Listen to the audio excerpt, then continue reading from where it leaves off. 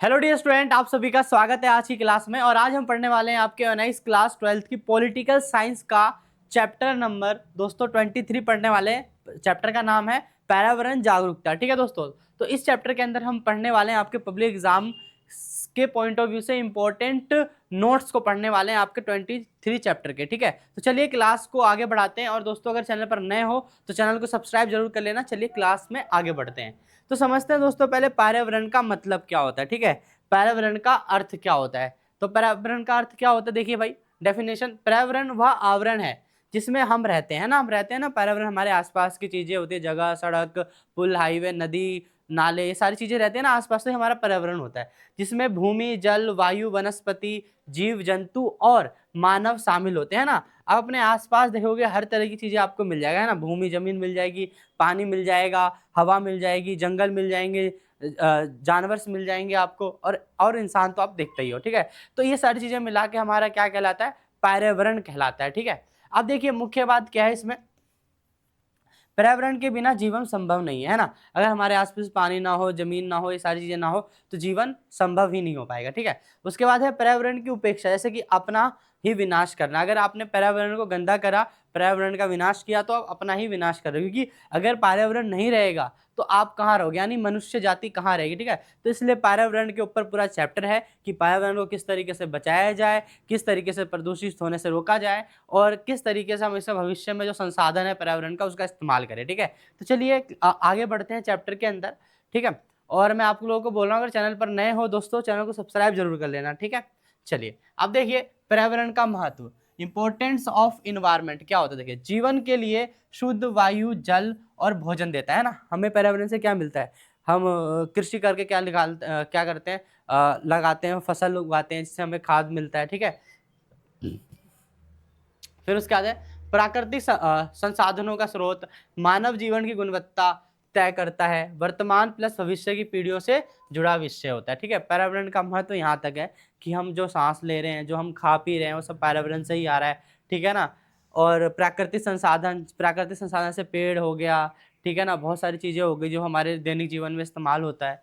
ठीक है ना, और मानव जीवन की गुणवत्ता तय करता है। ठीक है, और वर्तमान प्लस भविष्य की पीढ़ियों से जुड़ा हुआ रहता है। मतलब कि अभी भी जुड़ा हुआ, अभी हमसे जुड़ा हुआ है, हम अभी इस्तेमाल कर रहे हैं पर्यावरण का, और आने वाले भविष्य भी करेंगे। और हमने इतना पर्यावरण को नुकसान पहुंचा दिया कि आने वाले समय में जो है उनका वो इस्तेमाल ही नहीं कर पाएंगे। मतलब प्रदूषित हवा, हाई टेम्परेचर, ज़्यादा ठंड, तो ऐसे में जो है आने वाली पीढ़ी जो है सर्वाइव नहीं कर पाएगी। ठीक है, अब देखिए पर्यावरण क्षरण क्या होता है, मतलब जो पर्यावरण का नुकसान हो रहा है आज के समय में दिन पर दिन, वो क्या होता है। ठीक है, उसको समझते हैं। पहले देखिए परिभाषा समझते हैं। पर्यावरण की गुणवत्ता में लगातार गिरावट को पर्यावरण क्षरण कहते हैं। जो पर्यावरण की गुणवत्ता, मतलब आज समय जो पर्यावरण प्रदूषित होता जा रहा है, पर्यावरण की हालत खस्ती होती जा रही है, इसकी वजह से हम कह सकते हैं कि यह है पर्यावरण क्षरण। ठीक है, अब आगे चलते हैं। तो इसका कारण क्या होता है, जनसंख्या बढ़ने की वजह से।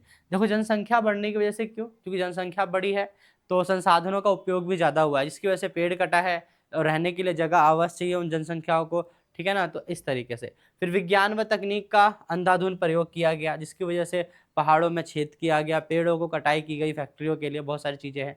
ठीक है, फिर औद्योगिकरण, ये जो फैक्ट्री वाली बात कही मैंने, शहरीकरण की वजह से जंगलों को उजाड़ दिया गया, हटा दिया गया, पेड़ पौधे विनाश कर दिया गया। ठीक है, उसके बाद है आपका प्राकृतिक संसाधनों का अत्यधिक दोहन करना। ठीक है, मतलब ज़्यादा इस्तेमाल कर लेना प्राकृतिक संसाधनों का, इसलिए भी जो है पर्यावरण की स्थिति खस्ता हो गई, यानी कि खराब हो गई। अब आगे चलते हैं। तो पर्यावरण की प्रमुख समस्या क्या है, इंपॉर्टेंट क्वेश्चन है, आपके एग्जाम में कई बार आ रखा है। पर्यावरण की प्रमुख समस्या क्या है, देखिए भूमि, जल, वायु प्रदूषण, है ना। अब लोग क्या करते हैं, भूमि को गंदा करते हैं कूड़ा वूड़ा फैलाकर।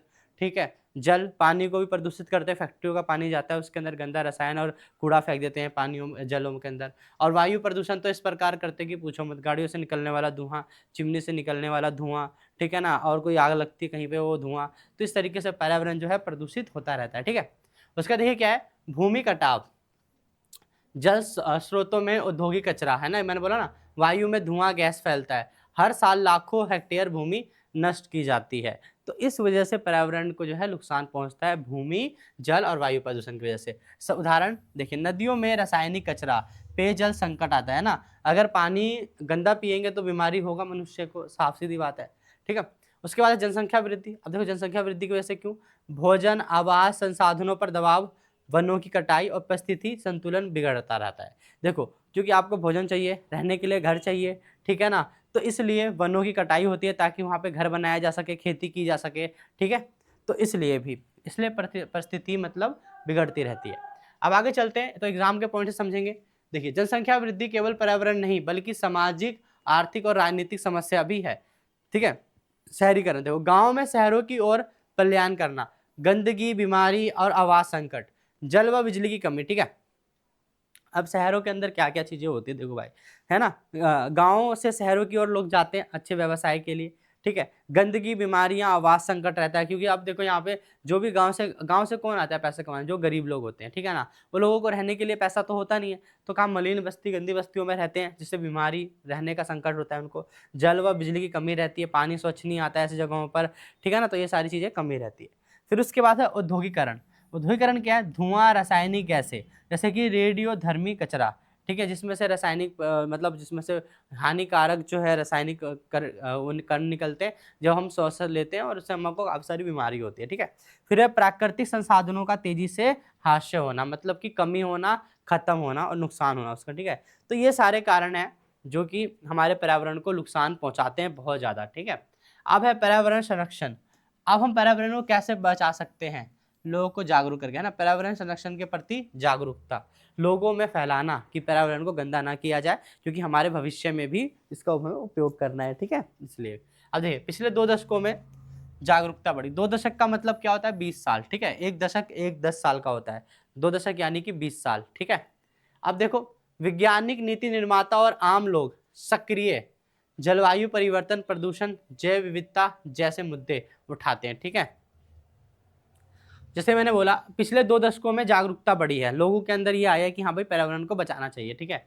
फिर उसके बाद वैज्ञानिक, नीति निर्माता और आम लोग सक्रिय हो गए इस चीज को लेकर कि हाँ भाई हमारे को दम घुट रहा है गंदी सांस लेने से, यानी सांस में जो हवा में जो प्रदूषण है उसकी वजह से सांस लेने में दिक्कत हो रही है, या फिर हमें देखने में आंखों में जलन हो रही है। ऐसे आपने भी अभी देखा होगा, जब अभी आ रहा था दिल्ली के अंदर बहुत ज्यादा प्रदूषण फैल गया है, तो उसका आपने न्यूज़ वगैरह सुना होगा, तो इसलिए लोग भी जागरूक हो रहे हैं इस चीज़ के लिए।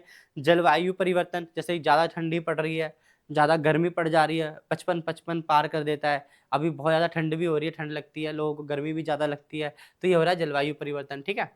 फिर है महत्वपूर्ण कथन क्या है इसमें, देखिए यदि पर्यावरण समस्याओं का समाधान नहीं किया गया तो पृथ्वी भविष्य की पीढ़ियों के लिए रहने योग्य नहीं रहेगी, ठीक है ना, लोग रह ही नहीं पाएंगे। अब है आपका सतत विकास, सस्टेनेबल डेवलपमेंट, ये क्या होता है इसका मतलब समझें। देखिए परिभाषा, वर्तमान पीढ़ी की आवश्यकताओं को पूरा करना और बिना भविष्य की पीढ़ियों की आवश्यकताओं से समझौता किया, है ना, मतलब इस तरीके से अपना विकास करना कि आने वाले लोगों को भी उसका क्या मिले, फायदा मिले, ठीक है। इसलिए वर्ष 1987 में रिपोर्ट हमारा साझा भविष्य संस्था विश्व पर्यावरण एवं विकास आयोग ने किया था ये, ठीक है ना। फिर उसके बाद है मुख्य विचार इसमें क्या रखा गया था, विकास प्लस पर्यावरण संतुलन और संसाधनों की सीमित उपयोग और मानव कल्याण केंद्र पर बात किया गया था, ठीक है। अब यहाँ तक मैंने आप लोगों को पढ़ाया तो इतना समझ में आया होगा कि भैया पर्यावरण क्या होता है, पर्यावरण का किस तरीके से निम्नीकरण हो रहा है या नुकसान हो रहा है, उसे अब कैसे बचाया जाए, हम ये पढ़ रहे हैं, ठीक है। तो ये सारी चीज़ें चली, ठीक है। और ये सस्टेनेबल डेवलपमेंट इंपॉर्टेंट है तो ध्यान देना इस पर। क्या होता है ये, आज के समय में संसाधनों का इस्तेमाल करना, भविष्य के लिए भी उसे बचा के रखना, है ना। चलो अब आगे है राष्ट्रीय एवं अंतर्राष्ट्रीय प्रयास क्या किए गए हैं, तो जरा ध्यान से समझेंगे। देखिए राष्ट्रीय एवं अंतर्राष्ट्रीय प्रयास, अंतर्राष्ट्रीय स्तर पर जैसे कि 1972 में स्टॉकहोम सम्मेलन, 1992 में रियो सम्मेलन, संयुक्त राष्ट्र की भूमिका क्या रही इसके अंदर। देखो ये सारे जो सम्मेलन हुए ये पर्यावरणीय सम्मेलन थे, ठीक है। अब मैं बोलूंगा स्टॉकहोम सम्मेलन, यहाँ पर ही पर्यावरण की सम्मेलन हुआ था जिससे पर्यावरण के संरक्षण की बात की गई थी, और रियो सम्मेलन में भी यही बात थी, जिसे पृथ्वी सम्मेलन भी कहते हैं, और संयुक्त राष्ट्र संघ की भूमिका भी रही इसके अंदर। फिर है भारत में पर्यावरण से क्या हुआ, पर्यावरण एवं वन मंत्रालय की स्थापना की गई 1986 में, पर्यावरण संरक्षण अधिनियम जारी किया गया, ठीक है, ताकि पर्यावरण को बचाया जा सके। अब उसके बाद है भारत की राष्ट्रीय पर्यावरण नीति के उद्देश्य क्या थे, सुरक्षित व स्वस्थ पर्यावरण, ठीक है, ग्रामीण शहरी जीवन स्तर में सुधार किया जाएगा, विकास को पर्यावरणीय सिद्धांतों से जोड़ना, संसाधनों का पूर्ण चक्र करना, जैव विविधता का संरक्षण करना, पर्यावरण शिक्षा को बढ़ावा देना। यानी कि देखो हमारे भारत की नीति क्या रही, राष्ट्रीय पर्यावरण नीति क्या रही, इनका पहला ये है कि भैया जो पर्यावरण जो है सुरक्षित और स्वस्थ होना चाहिए, और ग्रामीण शहरी जीवन में भी सुधार होना चाहिए। विकास को पर्यावरणीय सिद्धांतों से जोड़ा गया। संसाधनों का पूर्ण चक्र मतलब दोबारा से रिसाइकिल करना है चीज़ों का, जैव विविधता का संरक्षण करना, पेड़-पौधों को बचाना, पर्यावरण शिक्षा को बढ़ावा देना, ठीक है? इसलिए आप पर्यावरण चैप्टर जो है ये पढ़ रहे हो, ठीक है? ताकि आप भी इसके प्रति जागरूक हो जाओ। फिर उसके बाद है आपका पर्यावरण संरक्षण हेतु सरकारी उपाय क्या किए गए? देखिए प्रमुख उपाय, पर्यावरण आंदोलन की स्थापना की गई, ठीक है? अदालतों की, जहाँ पर मतलब कि अगर आपने कोई पेड़ वेड़ काट दिया या कोई कहीं प्रदूषण कर रहे हो, या आपकी कोई फैक्ट्री है वहाँ से आप कूड़ा वगैरह जो है जमीन पे फेंक रहे हो या फिर पानी में फेंक रहे हो, तो उससे वाहनों से प्रदूषण पर नियंत्रण, सीमा मुक्त पेट्रोल, ठीक है? शीशा मुक्त पेट्रोल, हानिकारक कीटनाशकों पर प्रतिबंध, कचरा प्रबंधन नीति, सार्वजनिक स्थानों पर धूम्रपान निषेध और सौर व नवीकरणीय ऊर्जा को बढ़ावा देना। ये सारे पर्यावरण को बचाने के लिए भारत सरकार ने कदम उठाए, ठीक है? आप समझते हैं परीक्षा के लिए अत्यंत महत्वपूर्ण बिंदु। देखिए, स्टॉकहोम सम्मेलन हुआ आपका 1972 में, ठीक है? रियो सम्मेलन हुआ आपका 1992 में। फिर है अवलंबनीय विकास हुआ आपका 1987 रिपोर्ट, जो कि भारत ने दिया। फिर सॉरी, सस्टेनेबल डेवलपमेंट कहते हैं इसको, ठीक है? पर्यावरण संरक्षण अधिनियम 1986 जो भारत ने लेके आए।